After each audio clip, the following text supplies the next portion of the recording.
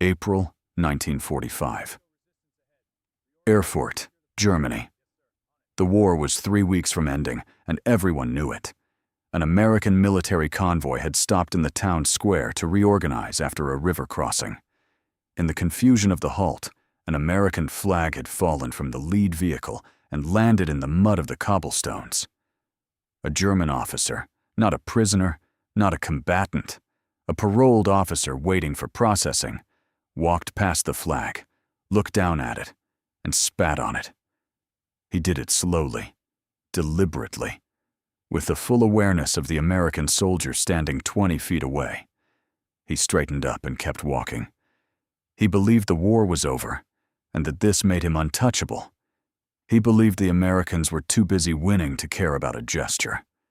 He had not yet been introduced to the specific way George S. Patton cared about a flag in the mud. Corporal James Aldridge was 23 years old. He came from a small town outside Knoxville, Tennessee, where his grandfather had fought in the First World War and kept his discharge papers in a wooden frame above the fireplace, and never once let a grandchild forget what the flag above them meant. Aldridge had enlisted in 1942 and served with a transportation unit attached to the Third Army, driving supply trucks through France and Belgium and into Germany itself. He was not an infantryman. He had not taken a hill or cleared a building. His war was measured in miles driven and loads delivered, and the particular exhaustion of a man who kept the army moving without anyone writing songs about it. He had been awake for 31 hours when the convoy stopped in Erfurt. He saw the flag fall. He saw the German officer walk past it. He saw what happened next, and he felt something move through him that he later described to his daughter as the kind of feeling that gets into your hands before your brain has finished deciding anything. He picked up his rifle. The sergeant beside him put a hand on his arm. The sergeant said, "Don't. Let someone higher up the chain handle this." Aldridge stood with his rifle and his hands, and the feeling in them, and he waited. He was right to wait. What came up the chain was considerably more than he had in mind. Oberst Heinrich Strauss was 49 years old.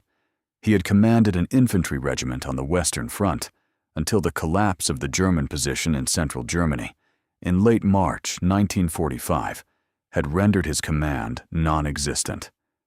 He had surrendered his sidearm 11 days earlier and was living in a requisitioned school building under parole conditions that allowed him limited movement in the town while his formal processing was completed. He was a man of precise opinions and rigid hierarchies, and the opinion he held most rigidly was that the defeat of Germany was a temporary condition, a pause in the long history of a civilization that had outlasted every conqueror and would outlast this one too. He walked past the fallen flag in the Erfurt town square on the morning of April 12th with the contempt of a man who has decided that performing his feelings is more important than calculating their consequences. The spit was not impulsive. He thought about it for the 3 steps it took to reach the flag. He decided it was worth doing. He straightened up and continued walking. He was back in the school building before the report was written. The morning coffee was still warm when the Jeep arrived. The transportation sergeant who stopped Aldridge's hand was Staff Sergeant Morris Crane, 31 years old, from Pittsburgh, Pennsylvania. Crane had been in the Army for 4 years and had developed the particular instinct of an experienced, non-commissioned officer for the difference between a situation that needed to be resolved right now and a situation that needed to be resolved by someone with more rank and fewer emotions in it. He filed the report with the clarity and completeness of a man who understood that what he had witnessed was not a minor incident. He noted the time, 8:42 in the morning. He noted the location, the northwest corner of the Erfurt Central Square. He noted the unit markings on the paroled officer's coat. He noted that the act was deliberate, unhurried, and performed in full view of American personnel. He noted that the flag had been retrieved from the mud and that it was in his possession. He attached it to the report. The report reached division headquarters within the hour. It reached Patton's desk at 11:15. By April 1945, the Third Army was moving through the heart of Germany at a pace that made the advances of the previous summer look cautious. The Rhine was behind them. The Elbe was ahead. German resistance was fragmenting into isolated pockets of fanatics and vast numbers of men who simply wanted to surrender before the Soviets arrived. In this environment of accelerating victory, the machinery of occupation was already grinding into motion. Parole systems, processing centers, the administration of a collapsed state. Patton had made clear repeatedly that parole was a privilege and not a right, and that the conditions under which paroled German officers moved through occupied towns were contingent on conduct that acknowledged the reality of their situation. April 12th was the day someone tested whether he meant it. Before we go any further, before we get to what Patton said when he walked into that room with the flag and the report and a man who believed his defeat was temporary, make sure you subscribe. This channel tells the stories that history leaves between the lines. Subscribe now, and we'll go back to Erfurt.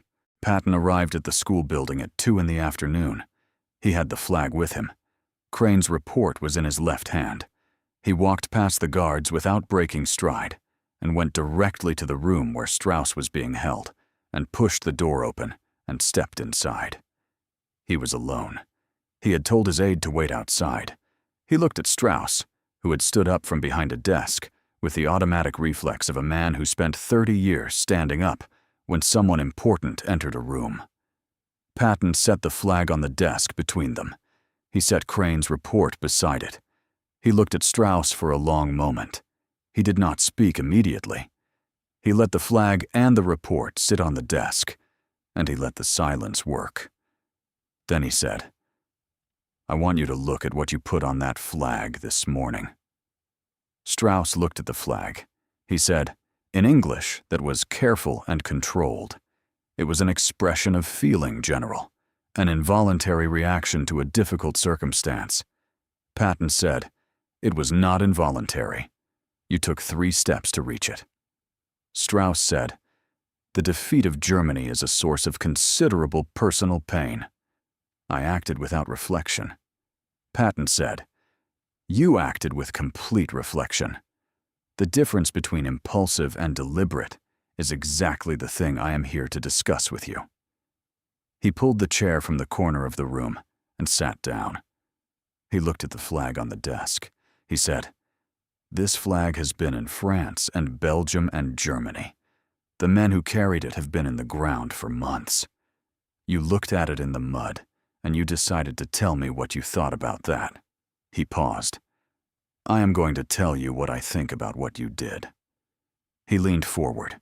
He said, "You are alive because the army that carried this flag chose to take prisoners instead of the alternative. You are in this building instead of a wire compound because officers of this army decided to extend you the courtesy of parole. You are drinking coffee and sleeping in a school because we are trying to administer your defeat with more dignity than you extended to the men under this cloth. And you walked past it in a public square and spat on it in front of my soldiers." Strauss began to speak. Patton raised one hand an inch from the desk, and the room went quiet. "You have a choice," Patton said. "You can stand up right now and walk out of this room and pick up that flag yourself and carry it to the lead vehicle of the convoy in the square and reattach it where it belongs. You will do it in front of every soldier and every German civilian in that square. You will do it at attention. Or you lose your parole this afternoon, and you go into a standard compound with no officer privileges, and no coffee, and no school building. And that is where you stay until we have finished deciding what to do with officers who express their feelings on American flags in public squares. Decide now." Strauss looked at the flag. He looked at Patton.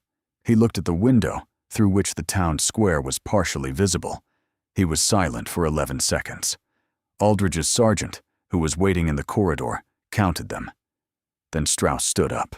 He picked up the flag from the desk.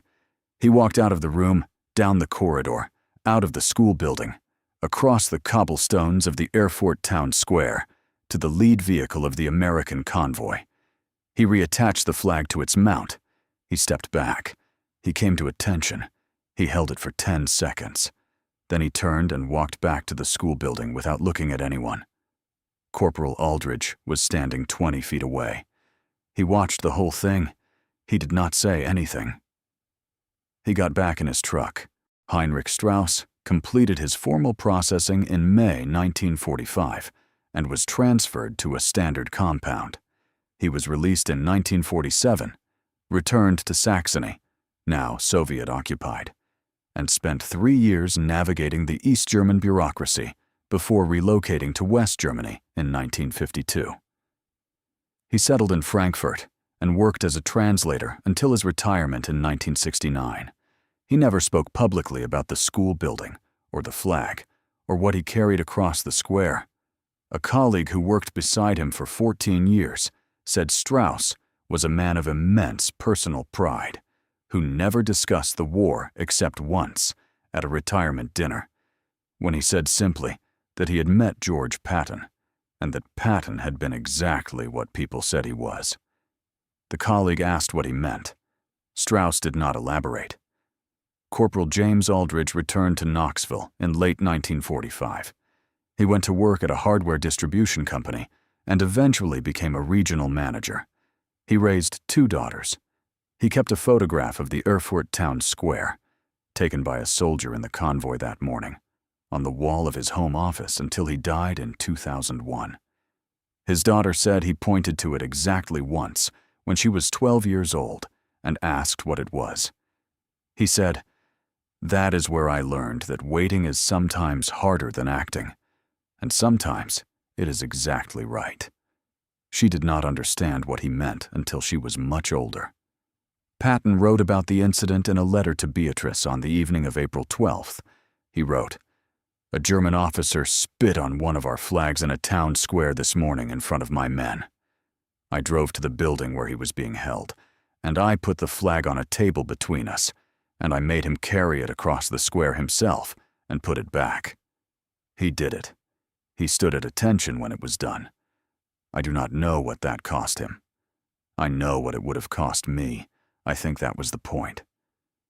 Some historians have argued that Patton's response was a form of public humiliation that exceeded what military protocols allowed under the terms of parole, and that forcing a paroled officer to perform a public act occupied a gray area between discipline and punishment. They contend the appropriate response was administrative, revocation of parole, transfer to a compound, and that Patton's intervention reflected his personal need to make every correction a performance. Others argue the opposite, that what Patton required of Strauss was not punishment, but restitution, and that the distinction mattered enormously. Strauss had made a public gesture. Patton required a public correction. He did not strike the man. He gave him a choice, and Strauss made it, and walked across the square and put the flag back and stood at attention. And whatever that cost him was the cost of what he had chosen to do in the first place. What is certain is that the flag went back up on the vehicle, and the convoy moved east before dark. And somewhere in the Erfurt Town Square, a German officer stood at attention in front of an American flag for 10 seconds in April 1945. And the soldiers who watched him do it carried what they saw for the rest of their lives. If you had been in Patton's position that afternoon, if you had walked into that room with the flag and the report and a man who believed his defeat was temporary, would you have given him the choice Patton gave him? Or would you have simply revoked the parole and transferred him to a compound and called it handled? Tell us in the comments. And if you want more stories about the general who won the war and paid for it with everything he had, stories that don't give you easy answers, subscribe. We'll be here.